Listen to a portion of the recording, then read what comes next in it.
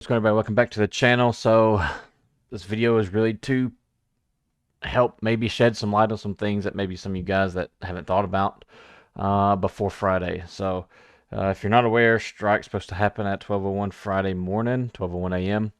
And the unions have basically drew a line in the sand.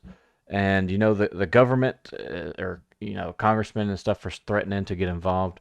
The problem with that is the government had their chance. The Presidential Emergency Board was appointed by Biden, so they had their chance to avoid this, and they failed to do so. All they wanted to, we went over this, there's a couple of videos back. All they wanted to address was pay insurance and a couple of days off or something like that. And they had their opportunity to address these attendance issues, quality of life issues, and they didn't do it. So the 16th is y'all's opportunity to seek self-help by law.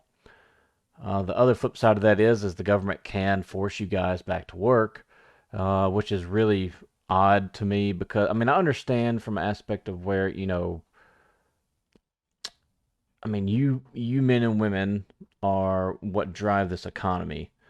So I understand from a government aspect, but that's where the congressmen need to understand that the carriers are nothing more than a company, and the congressmen, all of them, whether they're Republican or Democrat, both, or whatever, Libertarian, and they need to realize that the carriers are ran by Wall Street and they worry about money. The congressmen care about the economy as a whole, as a nation, so they need to focus on the people who run the damn economy. Like, quit siding with the company and quit worrying about filling your pockets and work with the men and women who actually run this economy, who actually drive this economy, who actually, put stuff on the shelves and get stuff from point A to point B. That's where the issue lies. And that was my whole speech to Tommy Tuberville and Shelby, congressman here in Alabama. And that was my whole spiel. And like I said, I made the post earlier on the community page about, the carriers can say that, their workforce doesn't contribute or run up their profits. But what's the one thing those men and women do run? And that's the economy. So that's my biggest deal. And for anyone watching this that's not in the rail industry, I want you to understand that this is not the railroad workers' fault. This falls on the carriers. Like I said, the PEB had their opportunity to address the major issues within with the union, with all the concerns of the workforce, and the PEB failed to do so. This falls on the carriers, and this falls on the PEB. This falls on Joe Biden and the PEB that he appointed that just absolutely just dropped the ball. Um, Another part of me wants to say that this is what the carriers want. Now, why would they want this? Um, they want, they may lose money. Look at it this way: they may lose money now, but you got to remember, you have to look at this as a chess game. I called the carriers checker players because I think it's so easily seeable.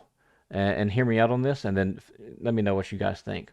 I think the carriers want a strike to happen, even though it may cost them money up front. But what's going to happen in return? November's right around the corner.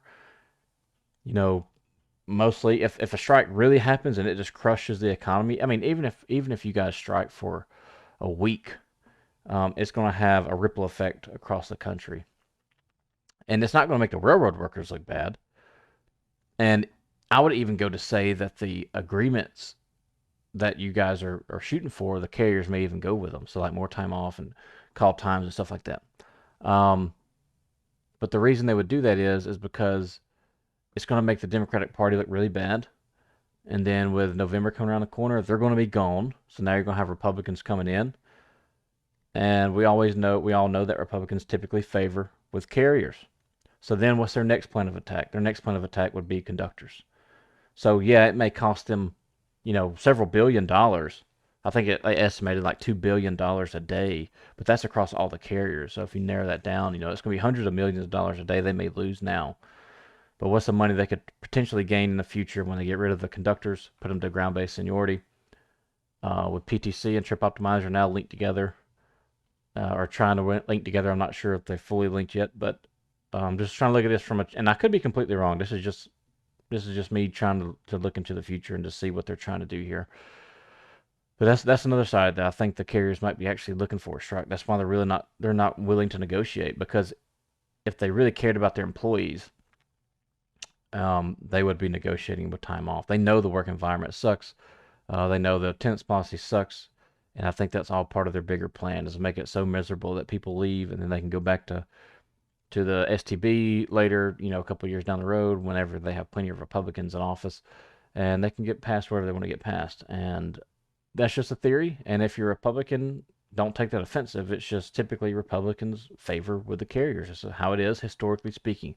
I'm not saying that will happen in the future, but that's where it's our job to really reach out to our congressmen whenever time needs to be and really preach to them to not side with the carriers. And hopefully things will change in that aspect. And but what can you do? But that's another theory. But what I was talking about, prepare yourself is you've got to understand if you're going to go out of town and you're going to be at your away from home terminal. Let's say you leave out Thursday morning and you're going to your away from home terminal. When you get there Thursday night and you're there until Friday morning, um, I would not be surprised if you will be responsible for your own lodging, especially if you go to like a dorm, like in Chattanooga.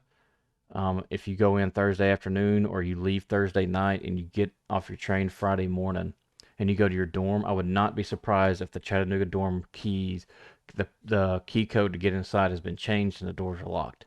So the reason and I could be completely wrong, but I want y'all to understand that try and prepare yourself accordingly. So talk with your spouse or your partner or somebody that you know that maybe lives close by. I wouldn't expect deadheads. They're not going to deadhead you back home and pay you. I would say they're probably just going to be, it's going to be up to you. They're going to let you sit there and rot, or they're just going to, hey, you're on your own. Y'all want to strike. Well, then and to be honest with you, can you blame them?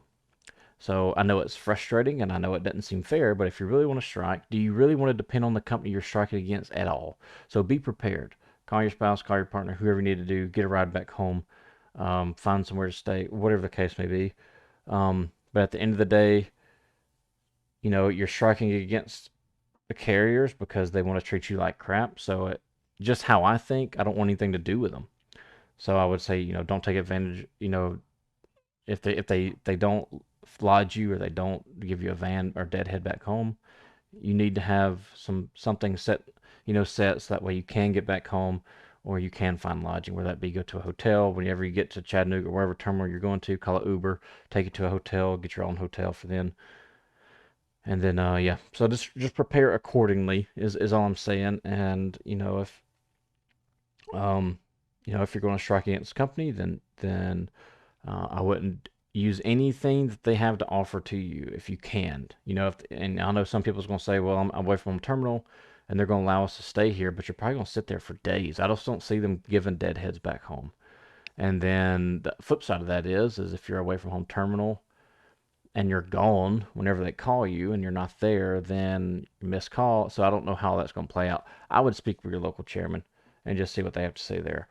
But that's this little spiel, this video real quick I wanted to make completely unedited, just sitting here talking stuff I've thought about for the last couple of days. But just prepare yourself. I believe if a strike happens, it's going to be short lived. But it can be, a length of a strike doesn't have to get your point across. It could take a day, and the carriers may say, all right, fine. It could take 2 days. And what really could happen, and I've read this a lot on some of the other pages, is um, a TRO, which is a temporary restraining order against the carriers on stopping. They're already starting to stop trains and preparing. There's nothing but fear mongering in my aspect. That's just the carriers trying to set fear in the industry and with the nation. And the news people have really started to pick up on it, but they've dropped the ball on this. And I've seen a lot of news articles trying to persuade this into thinking that it's the railroad workers when it's not. So let people know on your Facebook and social medias that it's not you guys, it's the carriers that, our unions or your unions representatives are at the table willing to bargain and negotiate, and the carriers aren't willing to do so. And like I said, I think that's all part of their plan, but it's a little far out for me to see that, but that's just my theory, and we'll see how it plays out. But um, that's all I have. Appreciate you guys being here. Hope everything goes well. I'll be keeping an eye on everything, even though I'll be at work and fishing and stuff like that. But we'll see what happens. Starts Friday, and we'll go from there. And then I'll have any kind of updates that I see, and I'm sure John will too on Rails, Tales, and Trails, and I'll try and do the best I can with what I have. And but other than that, y'all be good, be safe, prepare yourselves, and we will see you guys on the next one. Bye.